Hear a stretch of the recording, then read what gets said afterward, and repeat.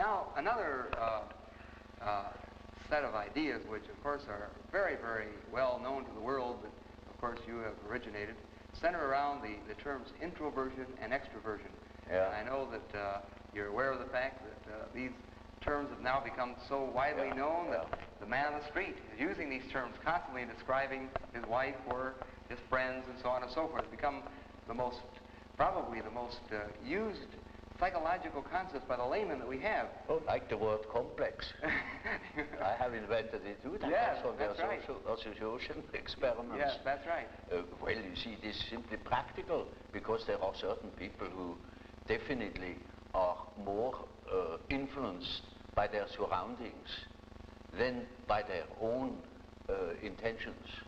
While there are other people who are more influenced by the subjective factor.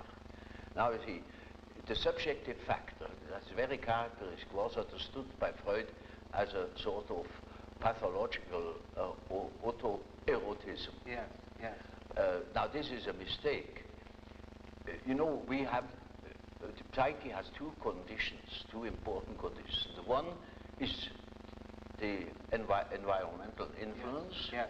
And the other is the given fact of the psyche as it is born. The psyche is by no means tabula rasa. We are a definite mixture and combination of genes. Yes. And they are there from the very first moment of our life. And they give a definite character, even to the little child. And that is a subjective factor, looked at from the outside. Now, if you look at it from the inside, yes, then it is just so as if you would observe the world. Yes. When you observe the world, you see people, you see houses, you see the sky, you see tangible objects. But when you observe yourself within, you see moving images. Yes. A world of images. Yes. Generally known as fantasies. Fantasies. Yet these fantasies are facts. You see, it is a fact that a man has such and such a fantasy. And it is such a tangible fact, for instance, that when a man has a certain fantasy, another man may lose his life. Yes. Or a bridge is built. Yes. These houses were all fantasies. Yes. Everything you do here, all That's of right. houses, everything was fantasy to begin with. And fantasy has a proper reality. That is not to be forgotten. Fantasy is not nothing. It is, of course, not a tangible object, but it is a fact nevertheless. It is, say, a form of energy. Yes. Despite the fact we can't measure it. Yes. It is a manifestation of something. Yes. And that is a reality. That is just a reality as, for instance, the peace treaty of Versailles or something like that. It is no more. You can't show it. Yes. But it has been a fact. Yes. Yes. And so the psychical events are facts, are realities. And when you observe the stream of images within, you observe an aspect of the world. Yes. Of the world within. Because the psyche, you know, if you understand it as a phenomenon that takes place in so-called living bodies, then it is a quality of matter. As our body consists of matter, we discovered that this matter has another aspect, namely a psychic aspect. Yes. Yes. And so it is simply the world from within, seen from within. Yes. It is just as if we were seeing into another aspect of matter. Yes. This is an idea that is not my invention. That the old Democritus already said, talked of the spiritus insertus atomis, Yes. namely the spirit that is inserted in atoms. Yes. Yes. That means psyche is a quality that appears in matter. Doesn't matter whether we understand it or not. Yes. But this is the conclusion we come to. If we draw conclusions without prejudices. Yes. And so, you see, the man who is going by the external world, by the influences of the external world, say society or perceptions, sense perceptions, thinks that he is more valid, you know, because this is valid, this is real. And the man who goes by the subjective factor is not valid because subjective factor is nothing.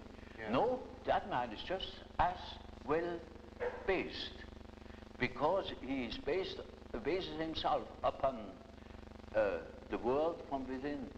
Yeah. And so he is quite right, even if he says, oh, there is nothing but my fantasy, you know. Yeah. And of course that is the introvert. And that the introvert is always afraid of the external world.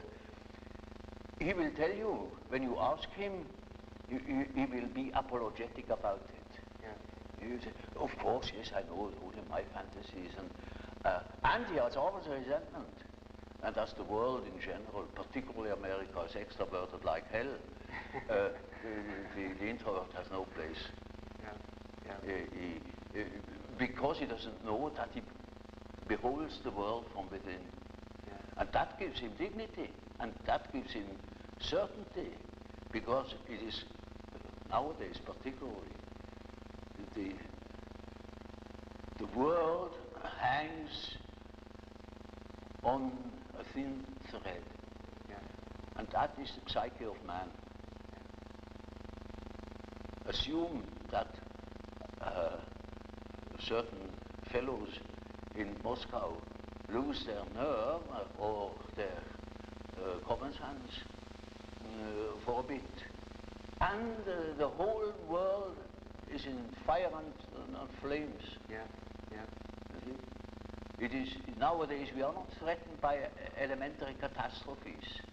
There is no such thing as an H-bomb. That is all man's doing. Yeah. We are the great danger. The psyche is the great danger. What if something goes wrong with the psyche? Yeah. You see?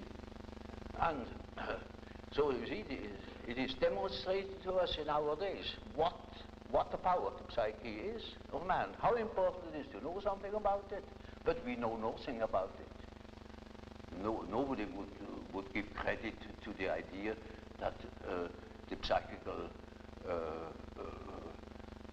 processes of the ordinary man have any importance whatever. One thinks, oh, he has just what he has in his head, it is all from his surrounding, he's taught such a thing, believes such a thing. And particularly if he's well housed and well fed, then he has no ideas at all. And that's the great mistake. Because he is just that as which he is born, and he is not born as tabula rasa, but as a reality. Yes. Yes. Now, of course, one of the very common, I think, misconceptions of your work among some of the writers in America has been that they had sort of characterized your discussions of introversion and extroversion as suggesting that the world was made up of only two kinds of people, introverts on one hand and extroverts on the other. And I'm sure you've been aware of, in many of our people looking at things this way. And of course, we'd like to comment about that. In other words, would you perceive the world being made up of only people or extreme introverts, people that are extreme extroverts? Well, you know, Bismarck once said,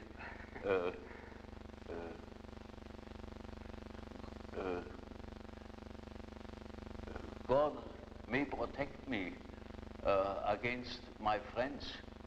With my enemies, I can deal myself alone. You know how people are. They catch a word, and then everything is schematized along that word. There is no such thing as a pure extrovert or a pure introvert. Yes.